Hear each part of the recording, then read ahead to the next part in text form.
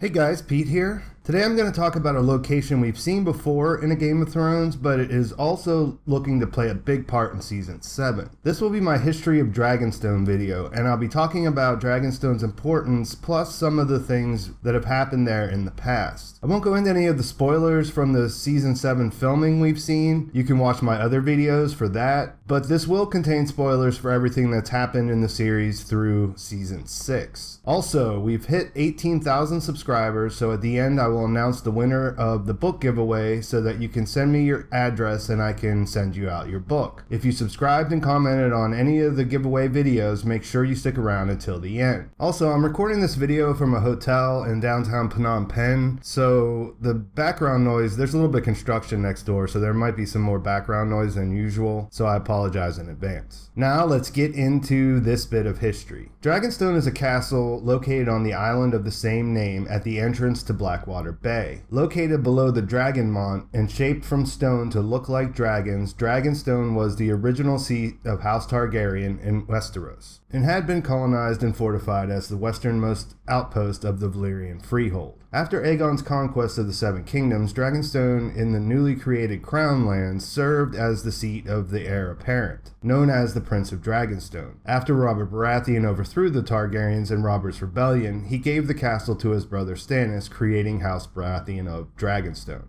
The castle, though old and strong, commands the allegiance of only a few lesser lords whose islands are too thinly populated to provide any great number of troops, although they do have some naval strength. Dragonstone is a unique castle that is more Valyrian than Westerosi. It was built using advanced Valyrian techniques of masonry that were lost during the Doom. This may have involved dragonfire since the Targaryens were in possession of the West's only dragons at the time. The Citadel of Dragonstone is made of shaped black stone, which some old tales refer to as the Stones of Hell, and its towers are carved into the shapes of dragons. Along the three curtain walls, it's decorated with grotesque and gargoyles and the images of demons, griffins, hellhounds, manticores, minotaurs, and other creatures. The design of the castle is very dragon-oriented. Small dragons frame gates and dragon claws hold torches. A pair of great wings cover the armory and smithy, and tails frame archways and staircases. The stone drum is the central keep of Dragonstone, named as such because of the booming sound made by the powerful wind storing storms. Cells in the dungeons beneath the citadel are warmer than they ought to be,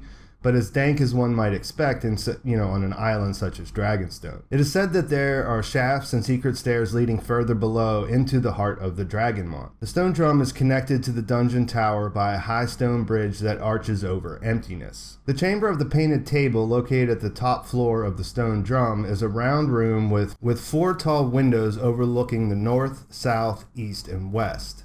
It holds a large table carved and painted in the form of a detailed map of Westeros. Here, Aegon the Conqueror planned for the invasion of Westeros. Show watchers are familiar with this chamber since most of the Dragonstone scenes we had with Stannis took place here. The painted table is pretty long and wide. It gets narrow. It's shaped like a map. At the precise location of Dragonstone is a raised seat that allows the occupant to view the entire map, which is pretty cool. The Great Hall is carved in the shape of a huge dragon lying on its belly. Its doors are set in the mouth, and those entering pass through the mouth. The kitchens resemble a curled up dragon where the smoke and heat vented through its nostrils. Aegon's garden is a garden near the arch of the dragon's tail. Within its confines grow tall trees on every side as well as wild roses. Windworm is one of the towers of Dragonstone. It's shaped like a dragon that arches into the sky, screaming defiantly. Sea Dragon Tower, you guessed it, is shaped like a dragon too. This time though, it's at peace facing the sea. The Maester's chamber lies in this tower below the rookery. The sept is kind of neat. It contains carved statues of the 7 aspects of the faith of the Seventh God. They're pretty ornate, and there's things like the crone has pearl eyes, the father a gilded beard, the stranger looks more animal than human. They'd been carved from the masts of the ships that carried the first Targaryens to Dragonstone, and many layers of paint and varnish had been applied to them over the centuries. There were several altars there that were, that had some stained glass, and it's said that Aegon the Conqueror knelt to pray in Dragonstone's Sept the night before he sailed to conquer the Seven Kingdoms. This is a little bit questionable though, as Aegon only publicly converted when he reached Old Town during his invasion. The Sept could have been constructed after the fact. Just my own speculation, I think that's probably true. The Valerians were known to have several different gods like Valerian, Vhagar, Syrax, and Meraxes, which also there are dragons named after them later. It seemed they regarded all faiths to be equally false, and in Valyria itself, the clergy and temples were looked down upon as relics of primitive times, but they were useful to placate the lower classes with promises of a better life to come after death.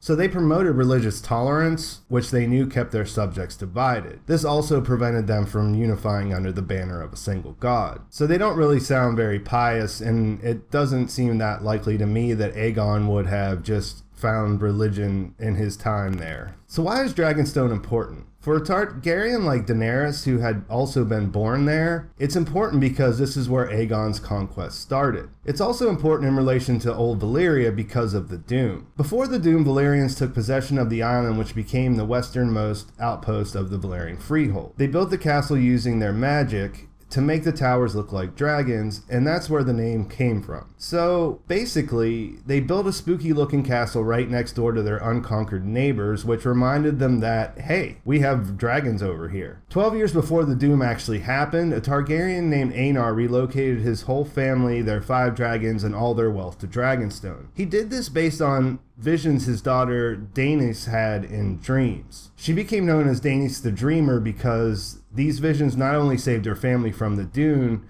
but also saved their dragons, which ended up being the only ones that survived the cataclysm that the Doom was. In Valyria, the Targaryens weren't anything special. They were dragon lords, sure, but at that time there were around 40 families with dragons, many of which had more wealth and more power than them. The Doom changed all this though, and Aenar and his family found themselves on Dragonstone as the only dragon lord family left standing. I went over most of this in my Can Jon Snow Ride a Dragon video, so you should check that out if you want a better history of dragons coming to Westeros. The early Targaryens on Dragonstone started with 5 dragons, but 4 of them eventually died there. They hatched 2 eggs in that time though, bringing the total to 3. They married brother to sister primarily to keep the Valerian blood pure, and within a few generations Aegon the Conqueror was born. He took his 2 sisters as his wives, and they set out to conquer Westeros with their 3 dragons. He was the last lord of Dragonstone and the first king of the 7 kingdoms. Aegon first made landfall at the mouth of the Blackwater Rush and established a new seat called the Aegon Fort. The city of King's Landing grew up around that. Later, the Aegon Fort was torn down and replaced by the Red Keep. King's Landing became the capital of the 7 kingdoms, and Dragonstone became the seat of the heir apparent to the Iron Throne, who was thereafter known as the Prince or Princess of Dragonstone.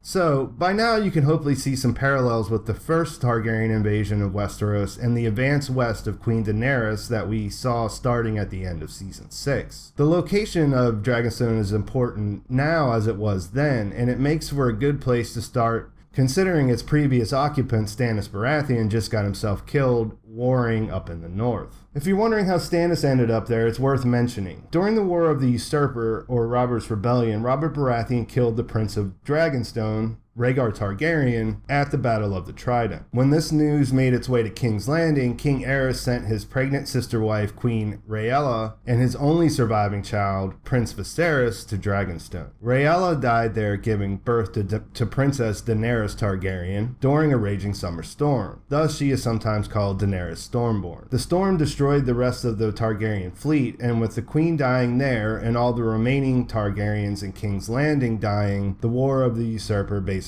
ended. Of course, Viserys and Daenerys were smuggled away before they were captured. When Robert took the Iron Throne, he gave Dragonstone to his brother Stannis, who became the new Lord of Dragonstone. Stannis resented this castle because its lands were far poorer than those of Storm's End, which he felt was his due to the fact that he was the heir to House Baratheon. But King Robert I had granted that castle to their younger brother Renly. Robert said he felt a strong leader should be placed in the old Targaryen seat, and its occupant was traditionally the heir to the Iron Throne. However, Robert was also pissed off because the Targaryen children had escaped to Essos, and Stannis considered getting Dragonstone to be an insult. There's a lot more, but I think this gives you a good idea of some of the reasons why Dragonstone is an important place. Aegon, Rhaenys, and Visenya launched out from Dragonstone with their 3 dragons to conquer Westeros 300 years ago. And now the last Targaryen to be born there is headed to Westeros. She has 3 dragons and a horde of loyal supporters coming from the east in hopes to conquer Westeros once again. If you have any questions about Dragonstone or the castle, be sure to leave them for me in the comments. I try to get to as many of them as I can. Please like the video if you enjoyed it, and make sure to subscribe to my channel to find out about my latest Game of Thrones videos as soon as they come out. Now for the giveaway.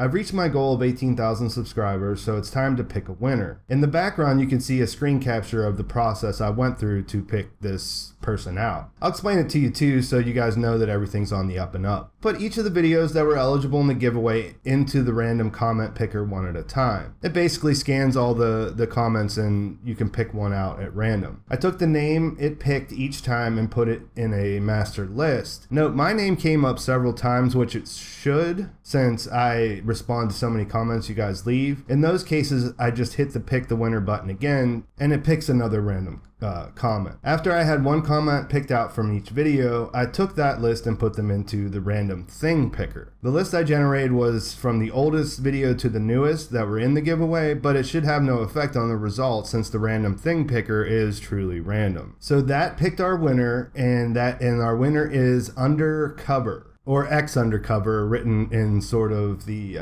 hacker numbers and letters. I went to his channel and was able to verify that he's a subscriber. So now the book is his or hers, I guess. What you need to do, Undercover, is to go to my About page. There's an email listed there, so you can send me your contact details and I'll send the copy of A Knight of the Seven Kingdoms your way. Congratulations, and thanks to everyone else who participated in the giveaway. I'm planning on starting a new one in the next couple of days, so subscribe now and check back for details on that. One more time, congratulations to X Undercover, you're the winner. So get in touch with me soon so we can wrap things up. Thanks for watching, you guys. I will talk to you soon.